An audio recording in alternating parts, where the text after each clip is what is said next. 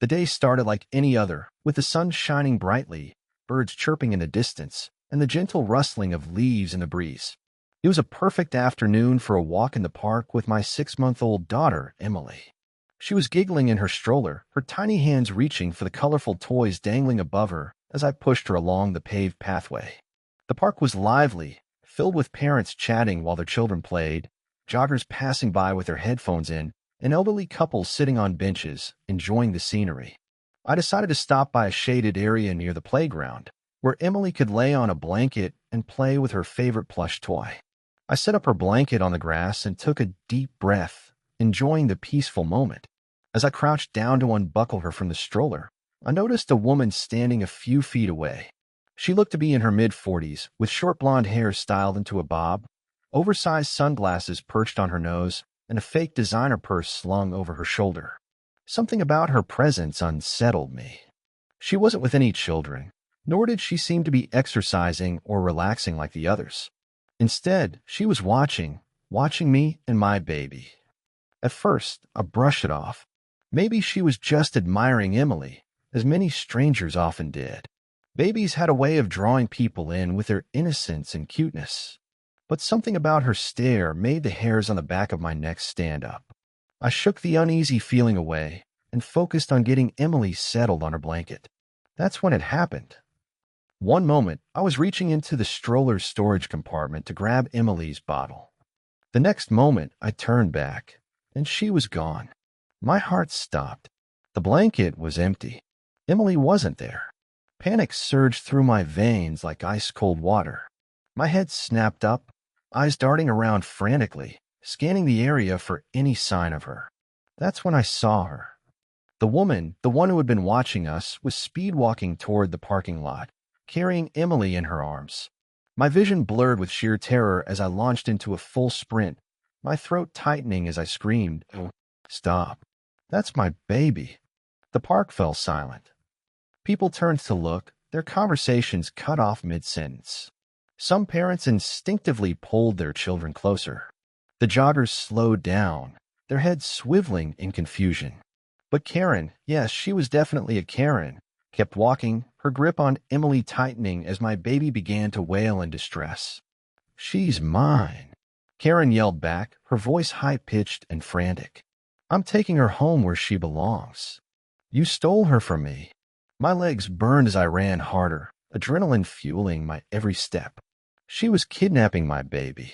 I caught up to her just as she was fumbling with her car keys, trying to unlock the door. Without hesitation, I grabbed Emily's tiny leg, trying to pull her out of Karen's grasp. Emily screamed louder, her face red and tear-streaked as she flailed in panic. "Let go of my baby," I roared, my fingers clawing at Karen's arms, trying to pry her away. But Karen wouldn't let go.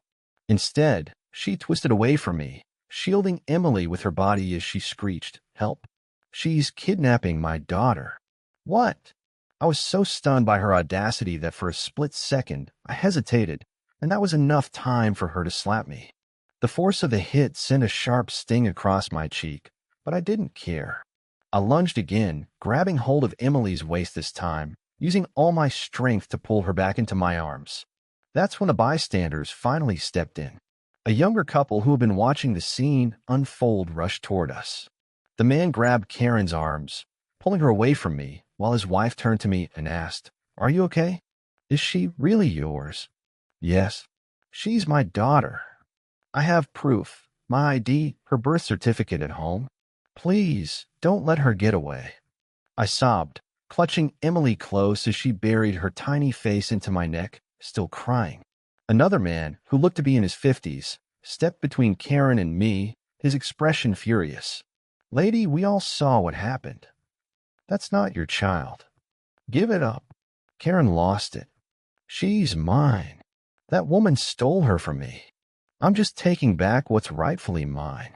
"You're all blind," she shrieked, thrashing against the young man's grip, her face twisted in rage. "Somebody call the cops," a woman yelled from the crowd. "I already did," another voice chimed in. "They're on their way."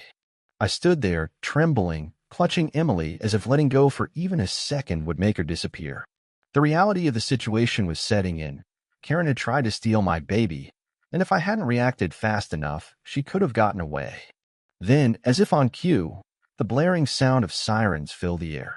A police car pulled up to the curb, and two officers quickly stepped out, scanning the scene. Karen, seeing them, immediately switched tactics. "Officers, help me," she wailed, breaking free from the man's grip and pointing an accusing finger at me. "She stole my baby. Arrest her. Do your job." The officers exchanged confused glances before one of them turned to me. "Ma'am, is this your child?" "Yes. Of course she's mine," I exclaimed, my voice shaking. "I have proof. I have pictures of her on my phone, videos, whatever you need. But this woman tried to kidnap her." The second officer looked at the group of bystanders, who immediately began nodding and pointing at Karen. "She took the baby. We saw the whole thing. That lady is nuts." Karen's face went pale. She suddenly realized she wasn't going to get away with this. The first officer turned to her. "Ma'am, I need you to step away." But instead of complying, Karen made a run for it. She turned on her heel, sprinting toward her car. The officers reacted fast, lunging forward and tackling her before she could get inside. She shrieked and thrashed, kicking wildly as they pinned her down and handcuffed her wrists behind her back. "You can't do this to me. I'm her real mother." The officers ignored her, leading her toward the police car as she continued screaming nonsense. I collapsed onto the bench, holding Emily close, tears streaming down my face. It was over. Or so I thought. Karen wasn't done yet. As the officers put her in the squad car, she turned her head and glared at me with pure hatred. "This isn't over," she hissed. "You'll regret this." A chill ran down my spine. What did she mean by that? And what was she planning next? I wish I could say that after Karen was dragged into the back of the police car, it was all over. I wish I could say that I went home that evening, held Emily close, and finally felt safe again. But Karen wasn't the type to accept defeat. She wasn't the type to sit quietly in a jail cell and reflect on her actions. No, Karen was the type to come back with a vengeance. The following morning, I was still shaken from the incident at the park. Emily had barely slept, waking up several times during the night with cries of distress. Every time I tried to put her back in her crib, she whimpered and clung to me, as if she was afraid that I would disappear. So I let her sleep on my chest, whispering soft reassurances in her ear, trying to convince both her and myself that everything was fine. It wasn't. I couldn't shake the feeling that this wasn't over. That Karen's final words, "You'll regret this," weren't just an empty threat. My gut told me she was dangerous, that she wasn't finished, that she was going to try something else. And I was right. Around noon, I was in the kitchen making lunch, with Emily in her high chair babbling happily, finally acting like her normal self again. I was beginning to relax, letting myself believe that maybe, just maybe, we could move past this nightmare. Then my doorbell rang. I froze, the wooden spoon in my hand hovering over the pot of soup I had been stirring. A deep unease settled in my stomach. No one was supposed to visit today. My front door had a security camera, so I grabbed my phone and opened the live feed. My breath hitched in my throat. It was Karen. She was standing on my porch, her arms crossed, looking absolutely furious. What was she doing here? How was she even out of jail so soon? I felt a rush of cold terror wash over me, my body stiffening as I watched her impatiently press the doorbell again and again. She was muttering something under her breath, pacing slightly. Then she turned her head, and I saw it. She was smiling, a slow, smug, eerie smile that made my blood turn to ice. I locked the screen of my phone and backed away from the front door. I wasn't going to answer. There was no way in hell I was opening that door. But Karen, she wasn't planning on leaving. Bang, bang, bang. She pounded on the door with her fist. "Open up. I know you're in there." My heart slammed against my ribcage. Emily flinched at the sudden noise, her tiny hands gripping the edge of her high chair tray as she let out a frightened whimper. I rushed to her side, pressing a gentle finger to her lips, whispering, "Shababy, it's okay." It wasn't okay. You can't keep her from me. Karen's voice screeched through the walls. She's mine. I have a right to see her. I grabbed my phone with trembling fingers and dialed 911. 911, what's your emergency? My name is Claire Thompson, I whispered, trying to keep my voice low. I need officers at my house immediately. A woman is trying to break in. She's the same woman who tried to kidnap my baby yesterday. The dispatcher asked for my address, which I gave in a shaky voice. Do you know this woman? Yes, I choked out. Her name is Karen Simmons. She was arrested yesterday, but she's back. She's outside my house, screaming that my baby is hers. She won't leave. Stay on the line, ma'am, the dispatcher said calmly. Officers are on their way. Is your door locked? Yes. Are there any other entrances she could use? I spun around, my eyes darting to the back door. Oh my God. The sliding glass door. It was locked, right? Was it locked? I grabbed Emily from her high chair and ran toward the back of the house. My hands were slick with sweat as I reached for the sliding door handle, and thank God it was locked. Let me in. I nearly jumped out of my skin. Karen was now at the back door, her hands pressed against the glass, her face twisted in rage. I can see you, she shrieked, banging on the glass. I see you holding her. Give her to me. She's mine. Emily started sobbing. I backed away, holding her tightly against my chest, my breaths coming in rapid gasps. She's trying to break in. I told the dispatcher. She's at my back door now. She won't leave. Stay calm, ma'am. Officers are less than 2 minutes away. Do not engage with her. But Karen wasn't waiting for an invitation. With a sickening crack, the glass shattered. Shards exploded onto the floor as Karen reached her hand through the broken door, her fingers curling around the lock. I ran. Holding Emily close, I bolted up the stairs, my heart pounding so hard it felt like it would burst. My hands were shaking as I barricaded us inside my bedroom, shoving a dresser in front of the door. Karen was inside my house.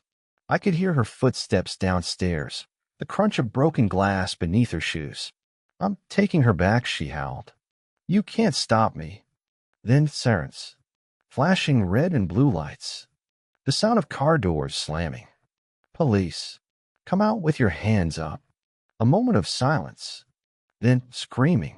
I didn't move until I heard the struggle. Heavy boots stomping. Karen shrieking at the officers. You can't do this. She's mine. She's mine. She's... And then, finally, silence. I sagged to the floor, tears streaming down my face as I clutched Emily close. A few minutes later, a firm knock on my bedroom door made me jolt.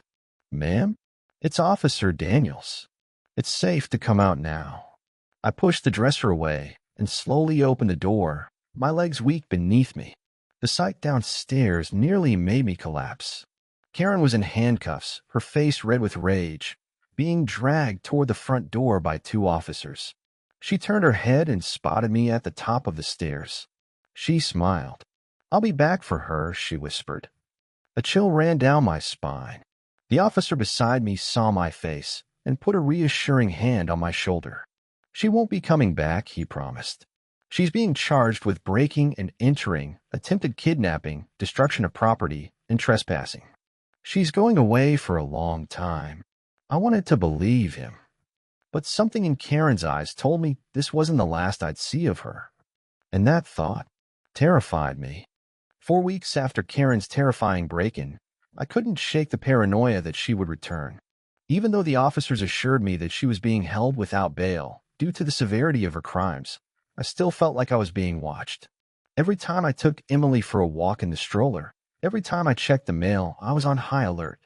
I installed additional security cameras, reinforced my locks, and even had a close friend stay over for a few nights just in case. But days turned into weeks, and there was no sign of Karen. I started to think, maybe this really was over. Maybe she had finally been locked away where she belonged. Until one chilling night proved me horribly wrong. It was 2 a.m. when I woke up to a loud thud outside. At first, I thought I had imagined it. But then another thud, and then footsteps. My stomach dropped. I grabbed my phone and immediately pulled up the security cameras. What I saw nearly made my heart stop. Karen, standing right outside my back door. She had escaped. Her hair was wild, her clothes filthy and torn, her hands gripping a crowbar. She was staring directly at the camera, grinning. She knew I was watching. She knew I was awake. She wanted me to see her. I gasped, my fingers fumbling to call 911. But before I could even hit the dial button, bang, she started bashing the crowbar against the back door. My blood ran cold. She was trying to break in. Again. I rushed to Emily's room, my heart pounding so violently I could hear it in my ears. She was still sound asleep in her crib, her little face peaceful and unaware of the absolute nightmare unfolding outside. I had no time to think.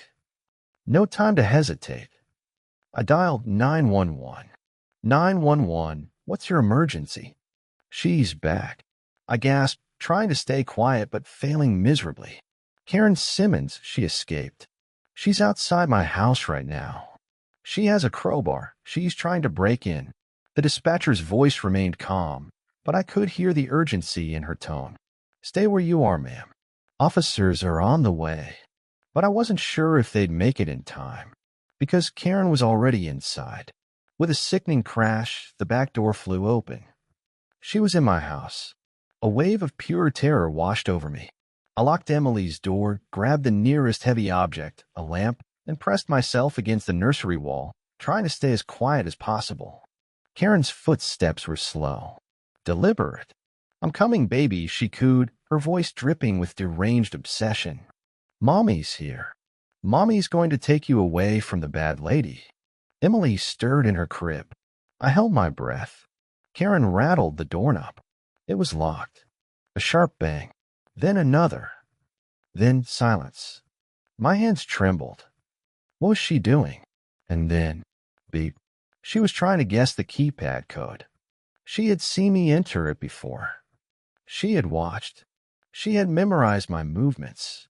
My entire body froze. She punched in the first two numbers. I had seconds. Seconds. And then, sirens. Flashing red and blue lights filled the windows. Karen screamed in rage. No. No, she's mine. She's mine. Bang. She threw herself against the door again. But this time, so did the officers. Boom. The front door was kicked open. Police. Hands up. No. Karen spun around. I couldn't see her, but I heard everything.